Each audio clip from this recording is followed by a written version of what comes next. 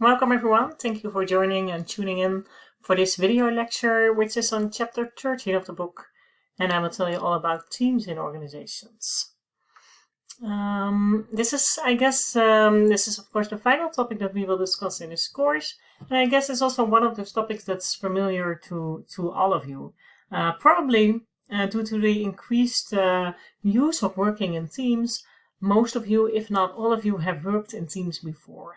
Maybe in your professional life, and if not at the job, then at least also here at the university, more and more assignments and projects are done in teams, in groups instead of individually. This is not so surprising because, as you will learn during this video lecture, there are many benefits to working in teams. So we will discuss those, but in this video lecture, of course, I will also discuss the main challenges and obstacles that we encounter when working in teams.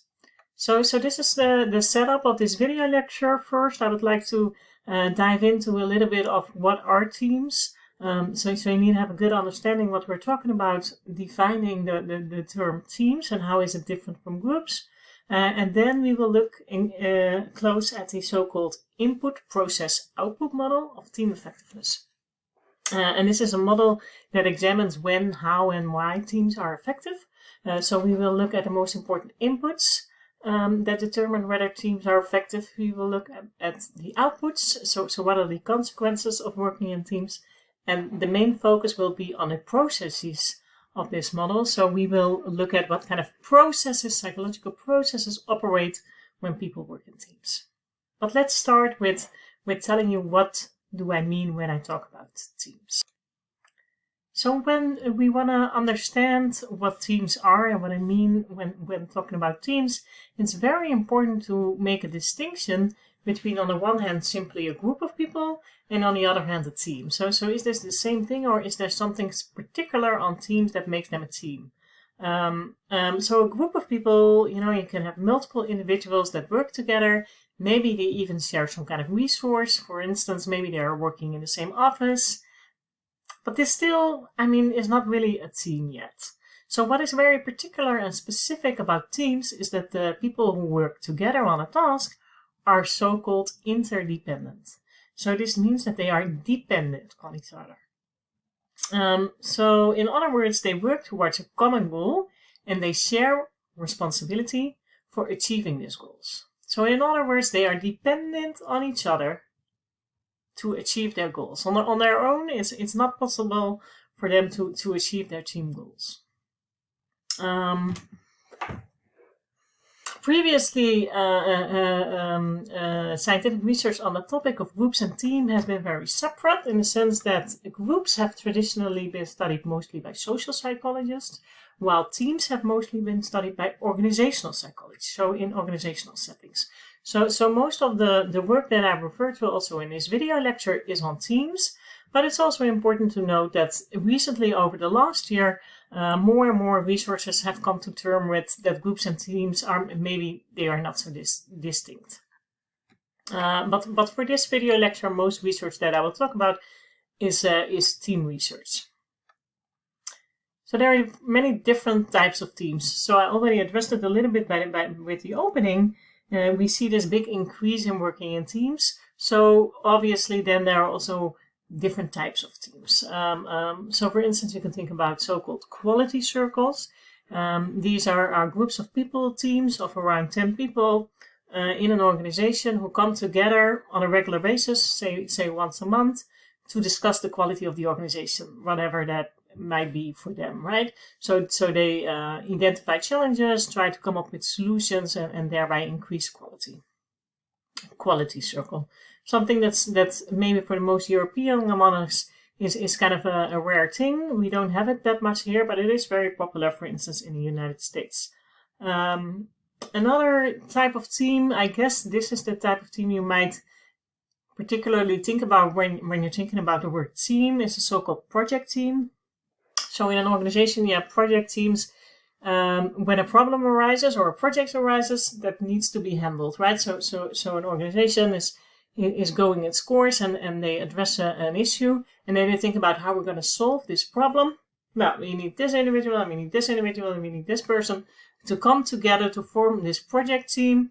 to solve this problem or to address this project. And then when the problem is solved, or the issue is resolved, or the project is finished, then also the team resolves. Another type of team that we see often in organizations are so-called production teams.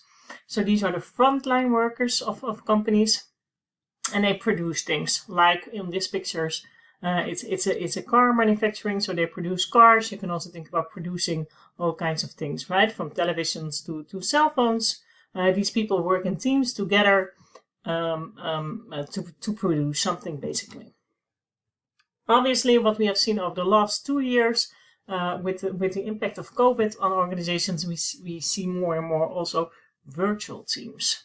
So these again are groups of people who work together. They are interdependent, so they are dependent on each other to reach their goals. They all have the same goals. They have a common goal. They share responsibility to achieve these goals, but they interact not face to face, but only via computers. Virtual teams. So let's look a bit closer at what these types of teams, what do they need with regards to inputs, what kind of outcomes do they have, and as I said already, focus mostly on the processes that operate when all of these teams work together. So here we see the so-called input process output model of team effectiveness in a graphical representation, and the overall the model helps us understand how teams perform. So why do they act as they act, and how to maximize this performance. So how can we make them more effective? And by doing so, the model identifies important input variables, process variables, and output variables. So in this video lecture, we will discuss all three of these. So let's start with the most important inputs. So what does the team need to perform well, to have this high productivity and high effectiveness? Well, the following things research has identified. So the first thing that organizations can do and think about if they want their teams to work effectively is to think about the organizational context. So the context in which the team operates is very important for whether they operate effectively or not. So one example, and as I say, it's really just an example. There are many more ways in which the organizational context can impact how teams, whether teams are effective or not. But one example is, for instance, the reward system. So this is something you also encountered, especially when we talked about motivation in this course. So there are different ways in which organizations can reward their employees. And if the organization is very much focused on team-based and they let their employees work in teams, it's, for instance, very important that these reward systems are not just focused on rewarding the individuals, but instead should also be focused on how they can reward a team. Right, so this is one example of a team input. So the organization needs to think about designing a context that helps teams perform well. Another thing that is an important input and an important predictor of how teams operate is the team task itself. So for some tasks, it might be very valuable to work in teams, but for other tasks, it might not be so interesting. So team task itself also determines whether it's effective. It doesn't just determine whether it's effective, but also determines whether people like to work in teams or not. So there are characteristics that we can think about and which we can alter and change to increase the team effectiveness, but also to increase the enjoyment, so the team satisfaction. So here research has identified a very important predictor of this team effectiveness and team satisfaction, which is team autonomy. So this is the degree to which teams can operate on their own. And the higher teams feel like they can operate on their own, the more effective they are and the more happy they are to work in a team. A third input variable which determines whether teams are effective or not is the team composition. And I guess this is especially very familiar to people who like to watch sports or maybe even perform or play in team sports specifically themselves. So, for instance, maybe there are some soccer fans that are watching this video lecture, and here you can see this happening a lot. So it's very important for teams, if they want to operate effectively, to think about, okay, what kind of attributes do we need to have in a team? So what kind of qualities do the team members need to have?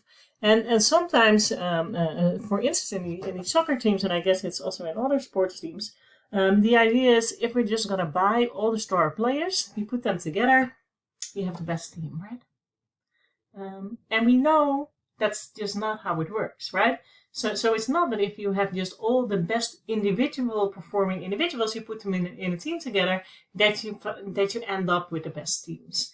No. So you need to really think about team composition. What kind of qualities do we want to put together in a team? Also, it's not just about individual performance that then adds up to some kind of team or group performance, but instead it's very important that these teams, they operate as a team. So they have a so-called, what they say, shared mental mode. So this basically just means that they have a shared idea of what they are aiming for. So do they have the same goal? And also, are they all on the same page of how they want to achieve this goal? If they do, they have this so-called shared mental mode, and we know that then teams tend to operate very well. Finally, and of course this is also a topic that we discussed earlier when we were talking about diversity, a very important predictor of whether the teams work effectively or not, are effective or not, is the diversity of the team. So you can make a distinction between two types of diversity. We already saw that also previously in this course. So first of all, you can think about, and I guess this is what most people think about when they think about diversity, is demographic diversity. So this is that the team is diverse with regards to their demographics. So for instance, that you have people of different genders, that you have people with different ethnicities, right? So different kind of demographics in the team, and then you have a diverse team. Another thing that you can think about is so-called psychological diversity, and this is when the team is diverse on attributes that you don't see at first hand, but some kind of more psychological processes. For instance, with regards to the qualities they have, or the attributes, or the personalities, for instance, that they have. You can also have a diverse or a not diverse team. Looking at the consequences of these team diversities for team's effectiveness and team satisfaction, we see, and this is also again something that we also saw earlier in the course, that this demographic diversity, especially at the short term, has some negative effects on team satisfaction and team effectiveness, so that people tend to not really like it when they're working in a diverse team, at least not at first, and this also hinders their effectiveness. But we see on the long term that the benefits do come. The same goes with psychological diversity. So here people like it a little bit better, but again, especially at the long term, these benefits of psychological diversity seem to be most important and seem to be most prominent. So we see that on the short term, maybe team diversity might hinder a little bit, but especially on the long term, it very much benefits teams' effectiveness. So these are our important inputs that determine whether teams operate effectively or not. So when we're talking about teams working effectively or not, there are different kind of variables that we can look at. So what do we consider to be an effective team? So the first thing that you can take into account is the productivity or the performance of the team. So this is often reflected in kind of objective measures. So how much, for instance, does a production team, how much do they produce? This is just a very objective measure that you can just see how much cars did they manufacture, how much cars did they produce. This is their productivity, their performance. So this is one way in which you can say, do you think a team is effective? Yes, I think a team is effective when their productivity is very high. Another variable that you can look at is team innovation. So how innovative is a team? And especially here, you see a big benefits of working in teams versus working as individuals, that we see that teams tend to be much more innovative and creative than when you work as an individual. And finally, of course, it's great to look at productivity and how innovative employees are. But of course, it's also important to consider and take into account how much do people like it? How does working in a team affect their well-being? So this is just to make a bit of a distinction. When talking about team effectiveness, we don't just mean team performance or productivity, but we also think about innovation and team members' well-being. So as I said, the main focus of this video lecture is on the process variables. So we want to know how these input variables, such as organizational context and team composition and task characteristics, how do they relate to productivity, innovation, satisfaction, and we can explain and see how that works by looking at the process variables. So what kind of psychological processes operate when people work in teams? So one of the main processes, psychological processes that we want to look at when people work in teams, when people work together instead as individuals, is the importance of norms. So norms are informal and sometimes unspoken rules that teams adopt to regulate members' behavior. And these norms, these informal rules, we know from research, and maybe you know it from practice as well, have a very big impact on how people behave. So one example of a very strong norm, and which we also see in organizations and in teams, and that you might also be familiar with when looking at your peers, is, for instance, clothing. So there's a very big norm on how you should dress, and people tend to dress within their groups, within their teams, very similarly. So here we see an example of female students in the Netherlands who tend to dress the same way. So this is very much the impact of a norm. This is how you're supposed to behave. This is how you are supposed to dress. This is how you're supposed to act. This is how you're supposed to speak, etc., etc. These are often rules that we don't even have somewhere written down, or rules that we explicitly tell each other, but we all know how you should behave and how you should not behave. These are what we call norms, and then they have a very big impact on people's behaviors, especially when thinking about teams. So the first thing that norms tend to influence is the degree to which people conform to their group. So norms make it that people tend to conform to their group, so do the same thing as their group, right? So we also see that here. They tend to dress the same way. So due to having a norm, due to there being some kind of rule, we tend to conform to our team members' opinions, behaviors, etc. So a famous example of a study that showed the importance and the big impact of norms on conformity is the study of Asch in 1951, actually, it was published. And this is also a study that I discussed in the first video lecture, maybe you remember, as an example of an experiment. But let's just briefly go over it again, because here in this topic, talking about teams and talking about norms, it is very important. So it was actually a kind of a simple experiment, in a sense that people, I guess that were students, came into the research lab, very similar to as you have done also here at the VU, and they were simply asked to tell the researcher to what extent this line, or which line was the same length as this line. Right, so this is kind of a simple assignment. So here you see this line. Is it similar to A, B, or C? Well, if you would have to answer this question, I guess your answer would be C, right? So it's pretty straightforward task. But of course, there was some kind of catch, because there was a so-called experimental manipulation. So some of the people who came into the lab, they didn't, before they were asked to tell the experimenter which was the same, which line was the same length as in the example, for confederates to the study, so for people who actually belonged to the study, but of course the research participants didn't know, they all said the correct answer is A. So imagine coming into the research lab, and then you are seated there as a team, as a group of individuals, and then the experimenter asks, could you all tell me which of these three lines is the same length as this one? And then the first person says A, the second person says A, the third person says A, and then you are supposed to give your answer. So what happens is that people tend to conform to the other people in the room. So 80% of course, and they did this multiple times, not just once, 80% of the research participants, 80%, so this is a lot, right?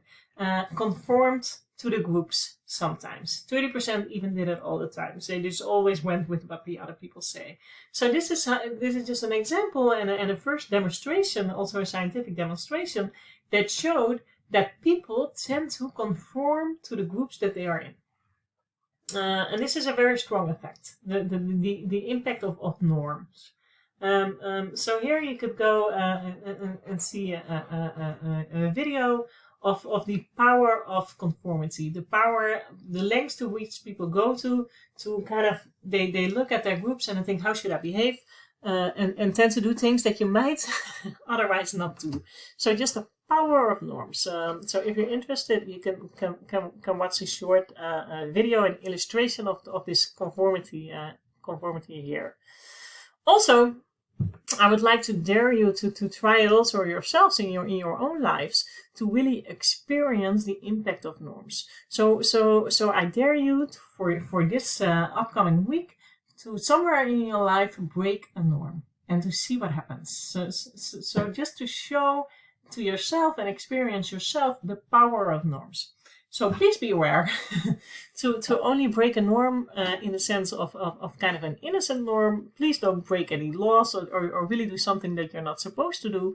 But for instance, breaking a norm could be something like, so what we know is that when we step into, so here we see an example, when we step into elevators, we tend to go into the elevator, right, and turn around and then watch the exit when going up or down. This is somehow a norm. Nobody has ever told us that this is how we should behave. No one, it's not written down on the wall of the elevator that's how you're supposed to stand in the elevator. It's just what we all do. So for instance, breaking a norm could be that you're in an elevator and you go into the elevator and you look the other way. And what we know from people who previously done it is that people tend to do the same thing. So they will look at you and be like, okay, am I supposed to be standing in the elevator like that? So is that the norm? So people tend to do that with you. So this is just a simple example of a kind of an easy norm that you could break. So think about some kind of similar situation in which you think, there I can break a norm and see what happens and how it also impacts other people. Talking about norms, another thing that's very important with regards to norms. So on the one hand, it tends to lead to a lot of conformity. So we tend to go along with what the other people are doing and saying. It also has a big benefit in that if we are all the same and we're working in a team, this also leads to a sense of cohesion. So when we're all the same and we're operating in this team, we desire more to stay in this team, right? So it leads to an increased cohesion in that people tend to want to stay in the team and are committed to the team goals. So this is awesome, right? This is, of course, what the organization wants. Why? Because if you have a team that's very high on cohesion, they tend to perform much better. Again, something that we often see in sport teams, right? When do sport teams operate is not necessarily if you put the best individuals together and then say, okay, you go ahead and you do your thing. No, it's very important that they feel like they are a part of a team, that team cohesion is high, and then actually the sum of the parts can be much bigger than just the individual performances summed up. So this is kind of a very big benefit to team performance, and this is often why our team working in teams, and this is one example in the way in which teams tend to operate very effectively because of these high team cohesion. So this is on the one hand a benefit of teams, but it's important to also consider the downside of team cohesion. So especially when team cohesion gets too high, there might be negative consequences as well. So let's have a look at what they could be. So this is a process that's called groupthink, and maybe it's something that you have heard of before. And it's, as I said on the slide, it's a mode of thinking that people engage in when they are deeply involved in a cohesive in-group, and when members striving for unanimity override their motivation to realistically appraise alternative courses of actions. So it's a mode of thinking when a group of people come together and they are very high in cohesion. So they all like each other a lot. They are very committed to reaching their team goals. That striving for conformity, for striving to reach these goals, override their motivation to very critically look at solutions and courses of action. Right? So we like each other so much, we want to achieve our goals so much that we're not critical anymore towards the processes that operate and the things that we do to achieve our goals. This is a process that's called groupthink. So let's look a bit closer at what that would look like. So when a group or a team works together and they have symptoms of groupthink, the following things happen. So a very important symptom of groupthink is interpersonal pressure. So you have a very high cohesive group, and therefore there's a lot of pressure to conform to the group. So the group will not like it if you have an alternative opinion, for instance. So if everybody gives the answer A, you are supposed to also give answer A. And if you then give another answer or are critical about solutions or things that other team members offer, there's a lot of pressure to conform. Also, teams who are high on groupthink, they tend to have this illusion of invulnerability. So they tend to not be, so they're so focused on achieving their goals, and they think that nothing can kind of go wrong. So they're very, very much focused on the positive and on achieving those goals, and thereby kind of lose sight of all the risks that are also there or might be there. Also, groups who are in this process of groupthink, another symptom of it is that there is no open discussion. So there's hardly any discussion among the team members. They tend to very quickly reach their decisions. So there's no room for alternative kind of input. So these are the most important symptoms of groupthink. So groupthink is an example of a group process that has been studied quite a lot and has been identified in the 70s. And actually, there's this one example of groupthink that is often talked about when talking about groupthink. So this is the launch of the Challenger in 1986. And it's actually a launch of NASA, who launched the Challenger in 1986.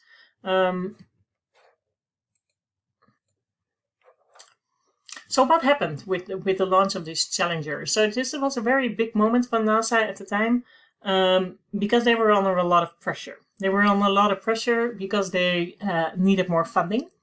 So they needed kind of this success story to show the American people that it was worth funding them because they didn't have a success in quite some time. They were also under a lot of pressure because Russia was doing better than them. So again, they needed this success story. And they were launching the Challenger. This was a very, very big moment in space research. And because NASA really needed this good thing to happen to them, they really needed a big success. They made a big deal out of it. So everybody was in the United States and even all over the world were talking about the launch of the Challenger. They even they sent it on live on television. Everybody was watching. They made a big deal out of it. So this was even also the first time that they even had this kind of sort of a lottery in which they said, okay, somebody, a civilian, can actually join the Challenger, and we're so good. We are so, we know what we're doing. You're going to be safe with us. We also going to bring not just astronauts on the Challenger with us, but we can also bring a civilian with us. So they wrote out this lottery. People could sign up and say, okay, I want to join. And there was this high school teacher that you see here that also joined the launch of the Challenger. So we didn't just have astronauts that they put in the launch, but also a civilian was joined. NASA really wanted this to be a success. So there was a big deal. So imagine in 1986, the launch happens. Everybody is super excited. They are all watching live on television all over the world, and especially, of course, in the United States. Finally, the day comes, and then the following thing happens. After 1 minute, the Challenger explodes. And of course, this is a horrific moment. And quickly after, the big question, of course, arises: what happened? How was this possible? What happened? And when looking at what happened, we see that a big part of what went wrong could be attributed to this process of groupthink. So first of all, of course, a big investigation was launched to see what went wrong with the launch of the Challenger. And the first thing they discovered is indeed that there was this technical issue. So not to go into too much detail, but this so-called O-ring in a rocket booster was not well locked. And this resulted in gas leaks, which led to the explosion.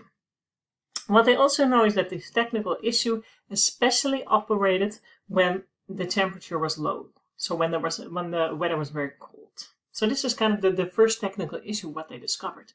But of course there was more to it. There was more to it because it wasn't just that there was a technical issue, but during the investigation they noticed that this technical issue was known. So people at NASA and the engineers were aware of this problem. So then the question, of course, is: how is it possible that they were aware of this problem, but nobody intervened? And this can very much be explained by the process of groupthink. This process of groupthink led to this horrific event due to wrong decision-making on team level. So this is, if we're looking at closely at the investigation, this is what happened, specifically also very close to the launch of the Challenger. So the night before the Challenger was launched, there was still a teleconference the night before the launch with the most important people of NASA and the advisor of so-called TEOCOL. So these were the advisors on the launch, the technical advisors. And during this video call, the TEOCOL engineer advisors, they said, you are not supposed to launch the rocket when temperatures are very low. So already when the temperature is lower than 12 degrees. And then NASA responded, and this is all videotaped, of course: my God, TEOCOL, when do you want me to launch? Next April. So they weren't very happy with people being critical and including information that might lead to not achieving the group goal, which was successfully launching the group Challenger, right? So this is what happened. And then the TEOCOL engineer later said that in that point of time, he was asked to quantify the concern. And he said, I couldn't quantify it, right? So the NASA says, please quantify, how sure are you that this problem will arise when the weather is cold, that we will launch? How sure are you that something will go wrong? And he just simply said, I cannot quantify the problem. I know there's a problem, I cannot really quantify it. And then this was the conclusion of NASA. So the engineering, they stuck to the temperature recommendation. They said, please don't launch under 12 degrees. But the communication higher up was, we have reassessed the problem. The temperature effect were a concern, but in the end, data was inconclusive. And of course, this is not at all what happened. The data was not inconclusive. There was just no data to show, right? So here we see all of these symptoms of groupthink. In the end, of course, we know, because I showed you the example and showed you how the example ended, they went along with launching the Challenger, even though they were aware of the problem, even though the people who know most about it in the team told them not to do it, right? They said, please don't launch when it's below 12 degrees. Obviously, it was cold that day, so they shouldn't have launched, but they did it anyway. So here we see these symptoms of groupthink operate. So there's this lack of open discussion. There's this internal pressure to please confirm to the group, right? There's this illusion of invulnerability. So this illusion that they are not vulnerable. And this is also what you see by pumping up the whole event, by bringing in civilians, etc., etc.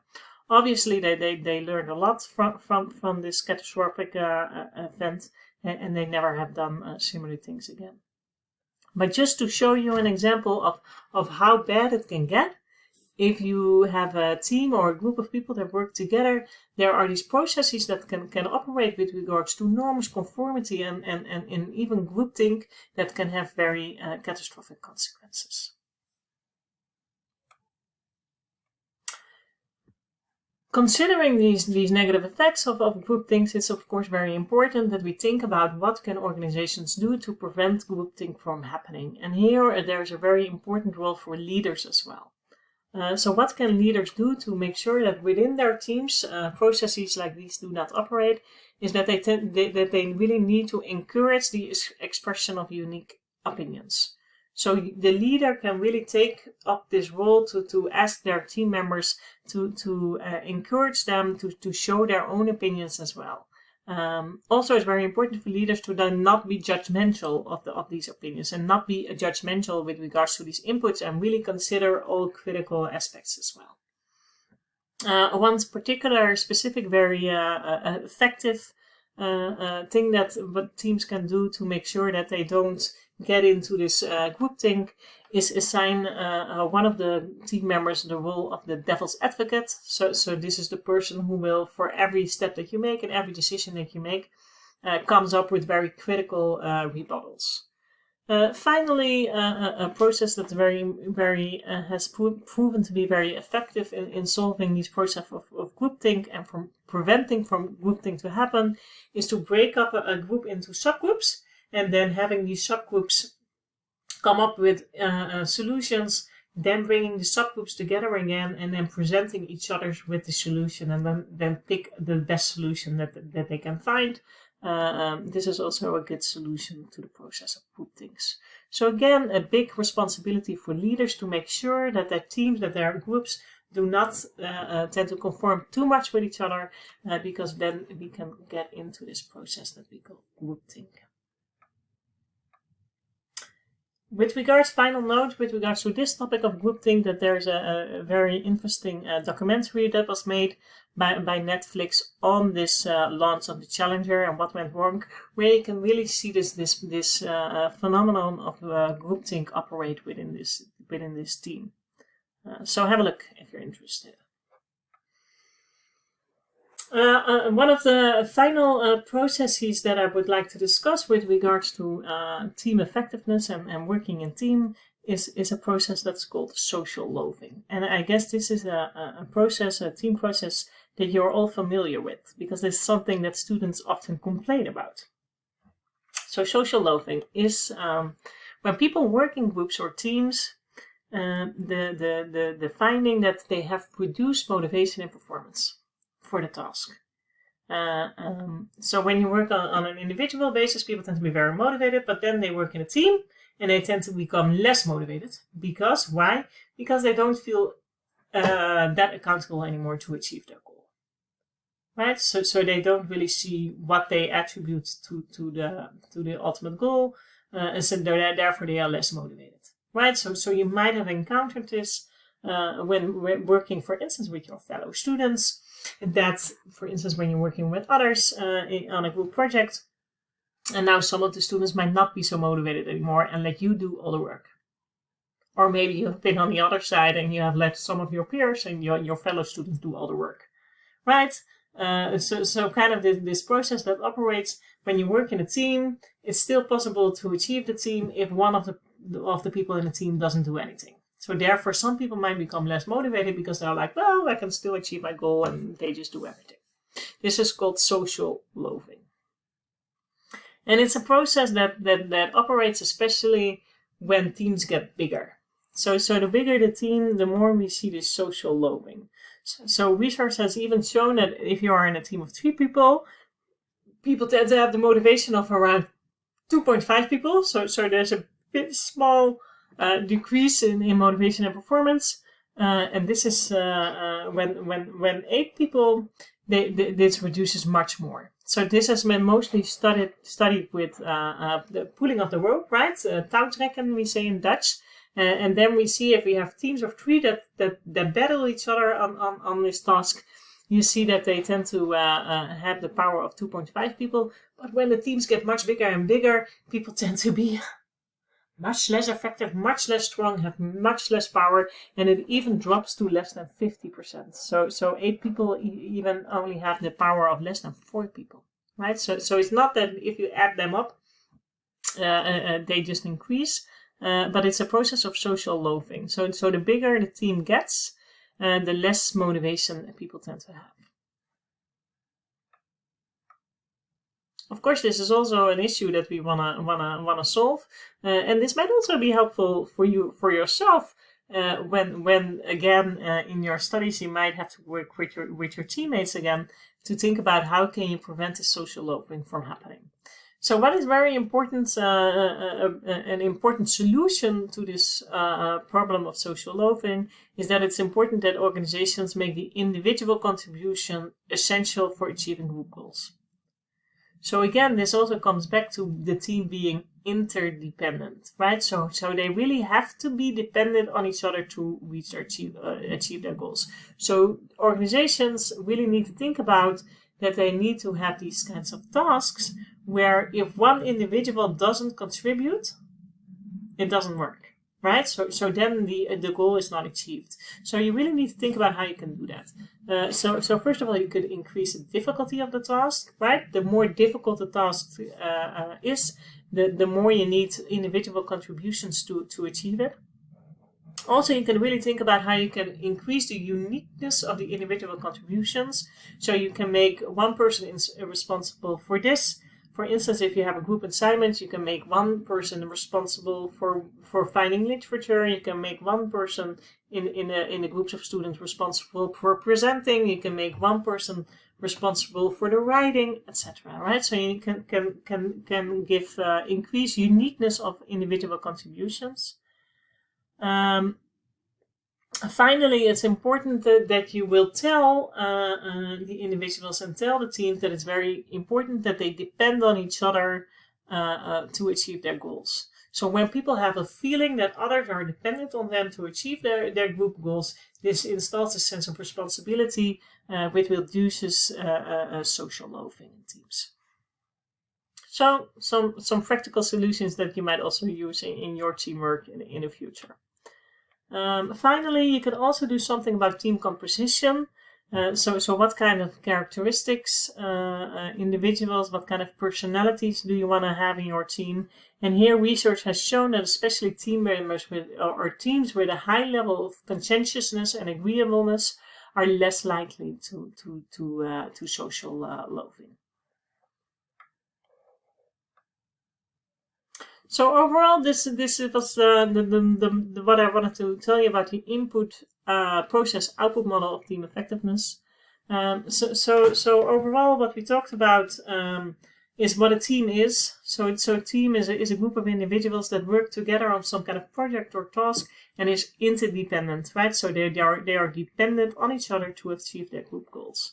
And we have seen that the organizational context, task characteristics, and team composition are very important in whether these teams are effective or not. And we're talking about teams effectiveness. We're not just talking about productivity and performance, but you can also look at how innovative is a team and how much do we like to work in a team. Finally, we have addressed the most important processes, so kind of psychological processes that tend to operate and explain when and why teams are effective and when and why they are not. And we have seen the importance of norms and how norms can be a good thing in the sense that they can lead to high cohesion, so make people very motivated to achieve group goals. But there's also a dark side to this cohesion because when it gets too high, people tend to conform too much to the group, and this might even eventually lead to groupthink. Finally, we also discussed the role of social loafing, so the process that if you work together with